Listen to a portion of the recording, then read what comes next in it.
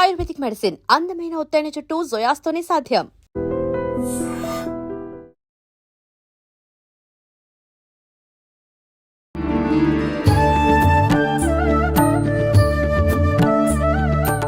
నమస్తే అమ్మా. నమస్తే అమ్మ. శ్రీమాత్రే నమః. అమ్మ, కార్తీక మాసంలో వచ్చే ఈ ద్వాదశి క్షీరాబ్ది ద్వాదశి అని అంటూ ఉంటారు. అంటే ఆ రోజున తులసి కళ్యాణం ఎక్కువగా చేస్తూ ఉంటారు. మరి ఈ కళ్యాణం చెయ్యాలి అనంటే అది గూడా వంతెన ఏమైనా ఉండాలా? ఎవరైనా ఆచరించొచ్చా? ఒకవేళ ఈ కళ్యాణం కాదు, మేము మామూలుగా పూజ చేసుకుంటాము అనుకున్న వాళ్ళు ఏ రకంగా చేసుకోవచ్చు? దాని గురించి వివరించండి. తప్పకుండా నాన్న.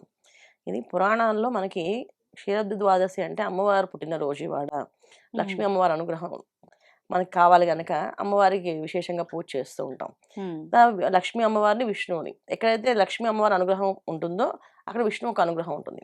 సో, లక్ష్మీ అమ్మవారిని పూజిస్తూ విష్ణువుని కూడా పూజించారు గనక ఇద్దరిని పూజించే రోజు ఒక రోజు అంటే కార్తీక మాసంలో క్షీరబ్ది ద్వాదశి రోజున వాళ్ళకి కళ్యాణం చేస్తాం. కళ్యాణం ఎందుకు చేస్తాము అంటే, ఒక కళ్యాణం అంటే మన ఇంట్లో ఎందుకు చేయాలి అంటే, మామూలుగా ఒక కళ్యాణం అయితే ఏమవుతుందో పితృదేవతలకి ముక్తి లోకాలు పొందుతారు వాళ్ళు. ఆహా! వాళ్ళకి మ ఎన్నో ఏదో ఒక కార్యక్రమాల వల్ల ఏదో ఇబ్బంది వల్ల అకాల మరణాలు చెందిన వాళ్ళు, వాళ్ళకి స్వర్గలోకంకి వెళ్ళే దారి ఉండదంట. హుహుహు. మళ్ళీ అక్కడ ఆపేస్తారంట పైన లోకంలో. ఇంట్లో ఏదైనా కళ్యాణం జరిగిందంటే, ఏదో ఒక కళ్యాణం మన ఇంట్లో వాళ్ళ పిల్లలకి. ఆ కళ్యాణం జరగాలి అంటే వాళ్ళొక అనుగ్రహం ఉండాలి. హుహుహు. వాళ్ళకి అనుగ్రహం ఉంటే ఈ కళ్యాణం జరుగుతుంది. కళ్యాణం జరిగి కన్యాదానం ఎప్పుడైతే అవుతుందో, ఈ కన్యాదానం ఫలితం వల్ల వాళ్ళకి స్వర్గలోక ప్రాప్తం వస్తుంది. ఓకే. అందుకే వివాహాలు ఇంట్లో ఖచ్చితంగా శుభకార్యాలు చేస్తే మంచిది అని చెప్తుంటారు.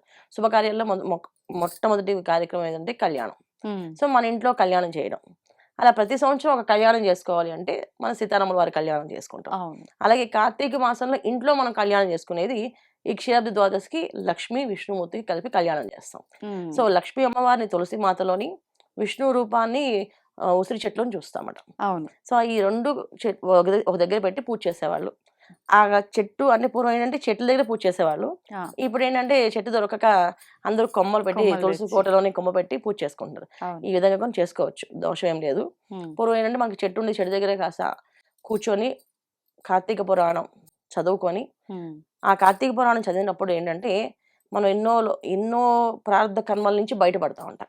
మనకు తెలియకుండానే. ఆహా! తర్వాత ఈ కథ చెప్పిన వాళ్ళకి, విన్న వాళ్ళకి చాలా విశేషమైన ఫలితాల్ని అందుతుంది. హ్మ్. అలాగే మన పితృదేవతలకి ముక్తి లోకాలు పొందుతారు. హ్మ్. అందుకని అందరూ కూర్చొని ఈ క్షీరాబ్ది ద్వాదశి రోజున చక్కగా కళ్యాణం చేసుకొని అందరినీ ఆహ్, అన్నదానం చేసి అనేది బ్రాహ్మణ సమారాధన అంటారు అది.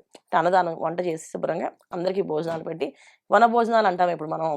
ఈ వనభోజనాల కార్యక్రమం అనేది ఆ క్షీరాబ్ది ద్వాదశి రోజున అమ్మవారి దగ్గర చక్కగా కళ్యాణం, పూజ, వ్రతము చేసుకొని హ్మ్. అందరిని పిలిచి భోజనాలు పెట్టేవాళ్ళు. ఓకే. So, okay. ఎవరైతే అందరూ భోజనాలు చేసి ఆ కార్యక్రమం అవుతుందో వాళ్ళకి, హ్మ్. సో, ఎవరైతే ఈ కళ్యాణం చేపిస్తారో హ్మ్. వాళ్ళకి, వాళ్ళ పెద్దలకి ధనము, శాంతి, సౌఖ్యము, అభివృద్ధి అవుతుంది. అమ్మ, ఇప్పుడు ఈ కళ్యాణము అనంటే నిజంగా కళ్యాణం జరుగుతున్న తంతంతా గూడా ఆచరించాలా? ఇప్పుడు అక్కడ తులసి కళ్యాణం చేస్తున్నప్పుడు గూడా?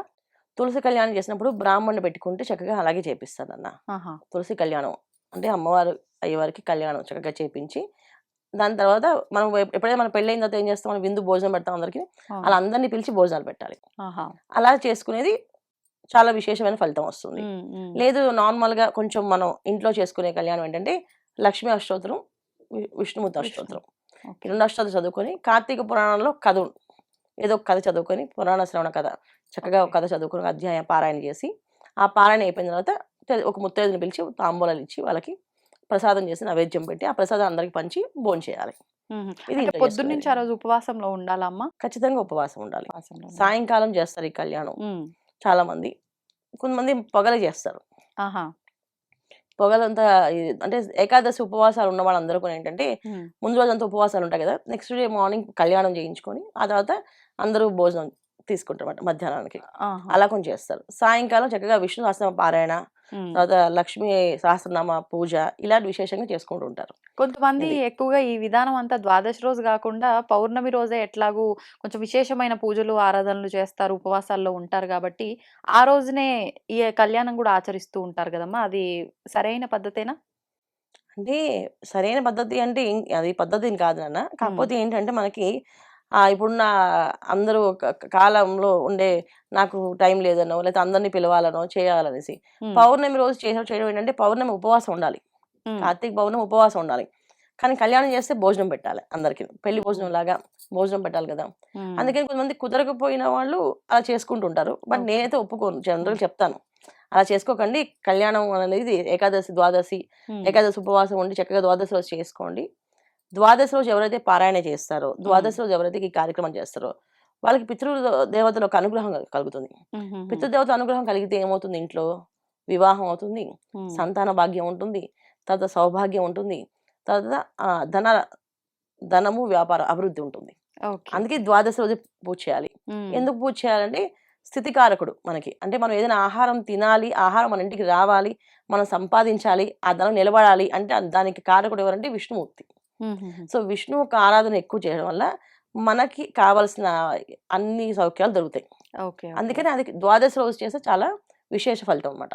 కార్తీక మాసంలో లక్ష్మీ అమ్మవారు పుట్టినరోజు, తర్వాత వివాహం జరిగిన రోజు రెండు కలిపి చేసుకుంటే అది విశేషం కదా. ఇప్పుడు ఎవరికైనా పుట్టినరోజుని చేసుకునే సెలబ్రేషన్ ఆనందంగా ఉంటుంది కదా, అలాగే వాళ్ళ పెళ్లి రోజు చేస్తే ఇంకా ఆనందంగా ఉంటుంది. ఇవి రెండు కాకుండా ఇంకో రోజు పెడితే ఈ ఆనందం ఉండదు కదా మనకి, ఉండదు అలా అనమాట. కానీ కుదిరిన వాళ్ళు చేసుకుంటారు. ఏకాదశి ఏదో ఒక ఇబ్బంది వచ్చి ఆటంకం వచ్చి ఇబ్బంది ఉంది చేసుకోలేకపోయారు, ఇంకా దాన్ని వదిలేసామని బాధ లేకుండా మన మానసిక ప్రశాంతత కోసం పౌర్ణమిలో చేసేసుకుంటారు.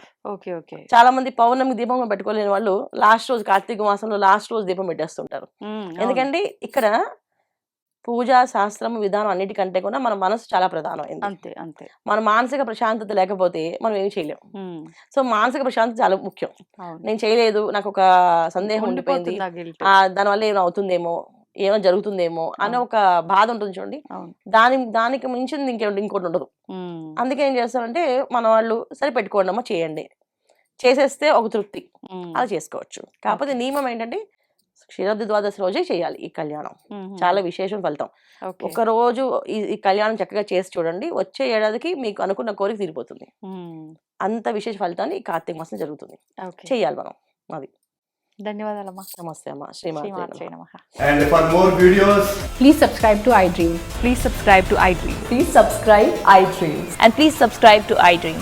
For more videos, subscribe to iDream. please like, share and subscribe to the channel. Congratulations, iDream. Subscribe to iDream. Subscribe to iDream. So subscribe to iDream Media. iDream ki iDream team andarki huge congratulations. Please subscribe iDream Media. Please subscribe to iDream. Subscribe iDream. Please subscribe to iDream. iDream అంటే నా కళల channel subscribe చేసుకున్నారు, నోరు తిరుగుతలేదు, మీరైతే గంట గుర్తు కొట్టండి. For more such videos, please subscribe to iDream. Subscribe to iDream. Please subscribe to iDream. Please subscribe iDream Media. Please do subscribe to iDream. Please subscribe to iDream Media. For best entertainment and information, please subscribe iDream. And don't forget to subscribe to iDream.